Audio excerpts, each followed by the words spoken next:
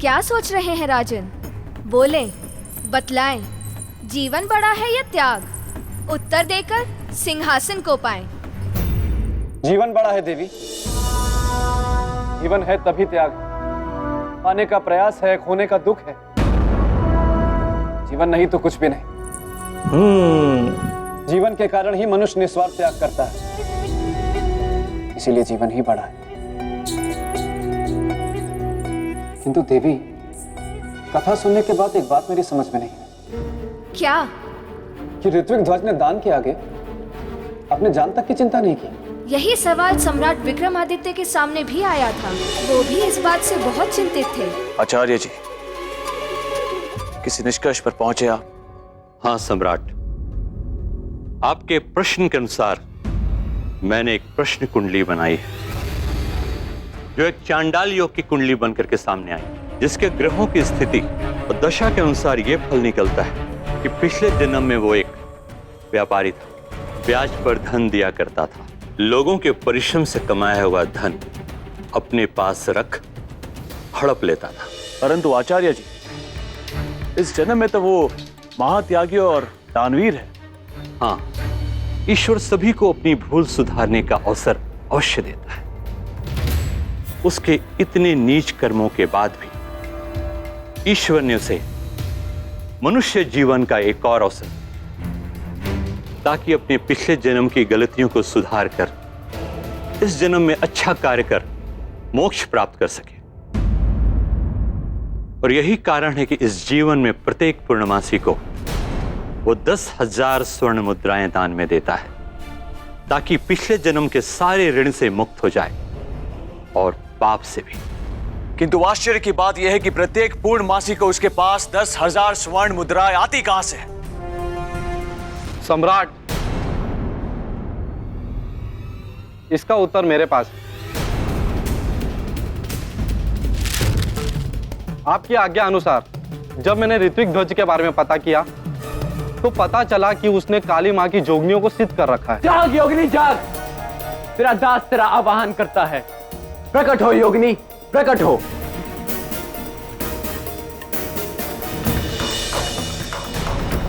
और वही जोगनियां उसे भयंकर यातनाओं के बदले प्रत्येक पूर्णिमासी को हजारों स्वर्ण मुद्राएं देती है। प्रकट हो देवी, प्रकट हो, प्रकट हो देवी, प्रकट हो।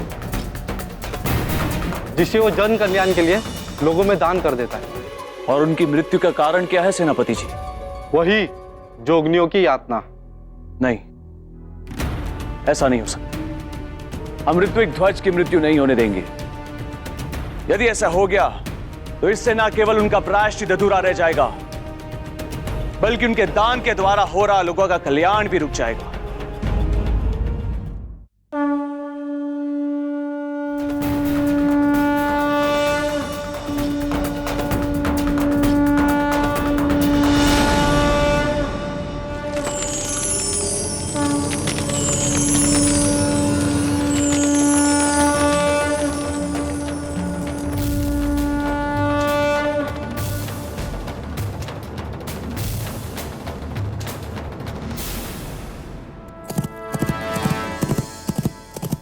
प्रणाम देवी। ऋत्विक ध्वज, हमने तुम्हें मना किया था ना कि धन के लिए मत आना यहाँ। तुम फिर भी आ गए, ये जानते हुए कि तुम्हारा जीवन संकट में पड़ सकता है। मुझे अपने जीवन की चिंता नहीं है देवी, मुझे चिंता है दूसरों के जीवन की, उनकी समस्याओं की। कृपा करके आप मुझे धन दीजिए ताकि मैं उस धन से लोगों का भला कर सकूं। तुम धन प्राप्ति की शर्त जानते हो ऋत्विक ध्वज। क्या हमारे 100 कोड़ों का प्रहार सह भी पाओगे? मैं उसके लिए तैयार हूं देवी।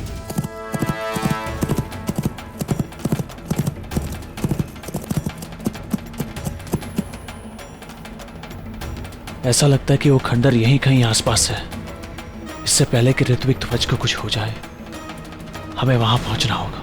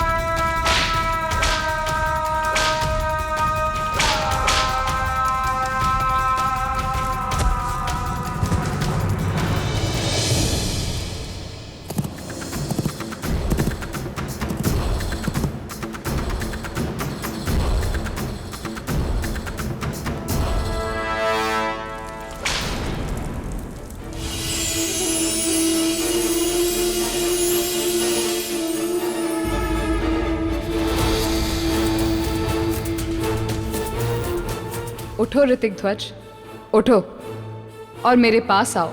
स्वर्ण मुद्राओं की पोटली लो।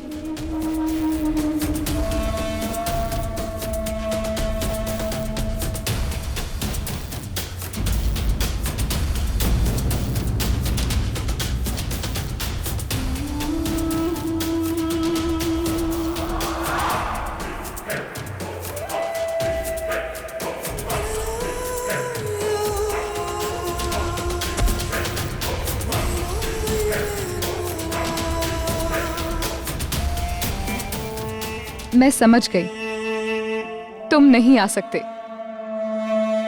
क्योंकि तुम्हारा अंत समय निकट आ गया है। दुख है ऋतिक ध्वज कि इतने कष्ट सहने के बाद भी तुम्हारी मुक्ति इस जन्म में भी अधूरी रह जाएगी। नहीं मोहम्मद दीजिए देवी।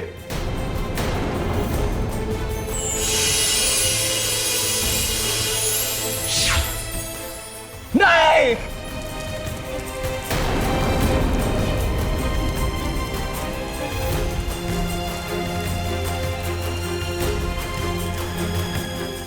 मित्र,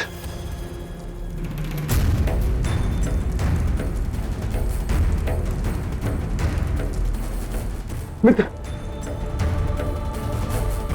मित्र चिंता मत करो, हम आ गए। मित्र आपको मुक्ति अवश्य मिलेगी, आपका प्रायश्चित अधूरा नहीं रहेगा।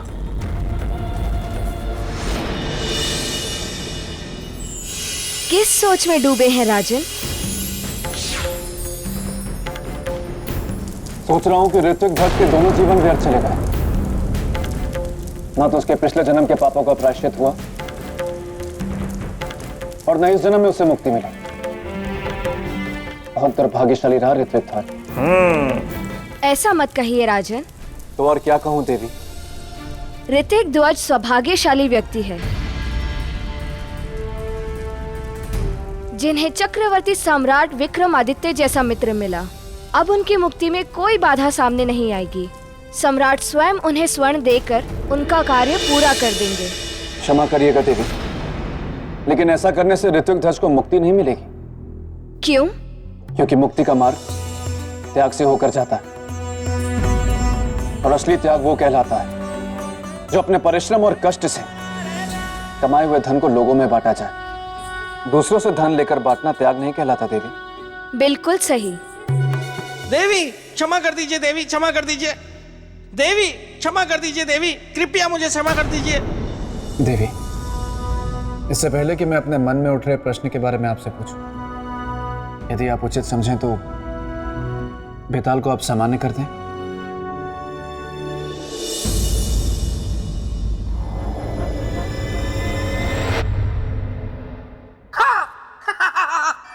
धन्यवाद धन्यवाद देवी, धन्यवाद। राजन, मैं आपसे बहुत प्रसन्न हुआ हूं और मुझे यह विश्वास हो गया कि उज्जैनी की प्रजा बहुत भाग्यवान है कि उन्हें आप जैसा राजा मिला। तो चलिए राजन, चलते हैं। उज्जैनी की प्रजा आपकी प्रतीक्षा में है। चलिए चलिए। देखा राजन, आपके कहने पे हमने इन्हें सामान्य किया, लेकिन देखिए इन्हें, इनके स्वभाव में बिल्कुल भी सुधार नहीं। नहीं देवी, मैं तो बस। राजन बताइए, आपके मन में और क्या जिज्ञासा है? देवी, मेरे मन में जिज्ञासा यह है कि सम्राट विक्रमादित्य स्वयं बहुत बड़े त्यागी थे, त्याग की महत्ता को समझते थे। तो ऋत्विक ध्वज के संकल्प को पूरा करने के लिए उन्होंने क्या किया? मैं सुनाऊं? देवी, आप इतने समय से राजा भोज को कथा सुना रही हैं, आप थक गई होंगी, थोड़ा विश्राम कर लीजिए। आगे की कथा मैं सुनाता हूँ। अगर मैं कथा सुनाऊंगा, इसी बहाने मैं अपने मित्र को याद भी कर लूंगा। ठीक है बेताल, सुनाओ। हाँ तो राजन, हुआ ये कि एक बार मेरे मित्र विक्रमादित्य के भोजन में से एक विशाल कंकड़ निकला। बेताल! क्षमा देवी क्षमा, मैं भावनाओं में बह गया, इसलिए ये कह गया। तो राजन, आगे की कथा सुनिए।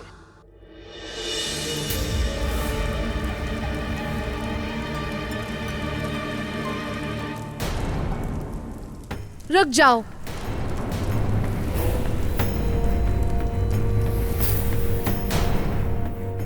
मत जाओ उस अग्निकुंड में। जाना अनिवार्य है देवी। तो लौटना भूल जाना। लौटने के बारे में प्रवेश के बाद सोचेंगे। इतनी प्रिय है मृत्यु? मृत्यु प्रिय नहीं है देवी। मित्र का जीवन प्रिय है और प्रिय है उन्हें दिया हुआ वचन। आपसे एक विनती है देवी, जब तक हम लौट कर ना आए हमारे मित्र के जीवन की रक्षा करना। किंतु एक बात याद रखना राजन, कि आपको कल के सूर्यास्त से पहले वापस आना है, क्योंकि ऋत्विक ध्वज का जीवन कल सूर्यास्त तक ही है। सूर्यदेव तब तक अस्त नहीं होंगे जब तक हम लौट कर नहीं आएंगे। यह हमारा संकल्प है। हमारे लौट कर आने तक ऋत्विक ध्वज को जिंदा रहना ही होगा।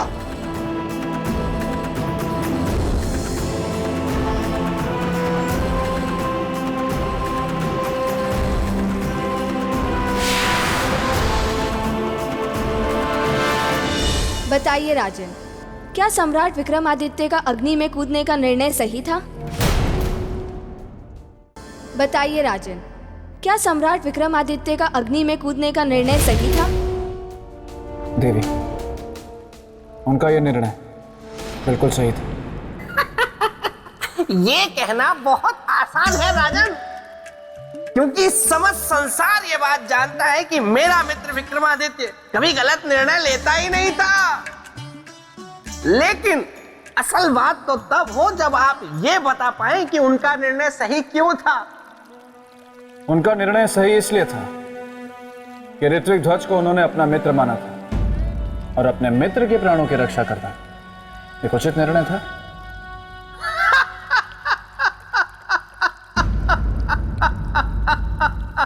क्या हुआ बेताल? हमने ऐसी कौन सी बात कर दी कि आप हंसने लगे? मैं हंस नहीं रहा हूं राजन, मैं रो रहा हूं। रो रहे हैं? जी, जब मैं बहुत दुखी होता हूं तो मेरी हंसी निकल जाती है, और जब मैं बहुत खुश होता हूं तो मेरा रोना निकल जाता है। आपने मेरे और मेरे मित्र की मित्रता की बात कर कर मुझे भावुक कर दिया, इसीलिए मेरी हंसी निकल गई।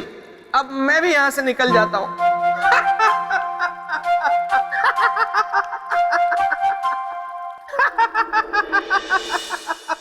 बताइए राजन, क्या सम्राट विक्रमादित्य का अग्नि में कूदने का निर्णय सही था या गलत? बिल्कुल सही था। अपना जीवन संकट में डालकर? हाँ देवी, संकट पर विजय पाने के बाद जो सुख और शांति का एहसास होता है वो किसी यज्ञ में करने वाली आहुति से कम नहीं होता, क्योंकि उन्हें यह ज्ञान था कि वो अग्निकुंड मात्र एक अग्निकुंड नहीं, किसी लोक का प्रवेश द्वार है जहां से उन्हें स्वर्ण पोटली प्राप्त होगी। भला ये कैसे जान गए वो? अग्निकुंड में देवी के प्रकट होने से, क्योंकि जब कोई आता है तो किसी न किसी द्वार से ही आता है।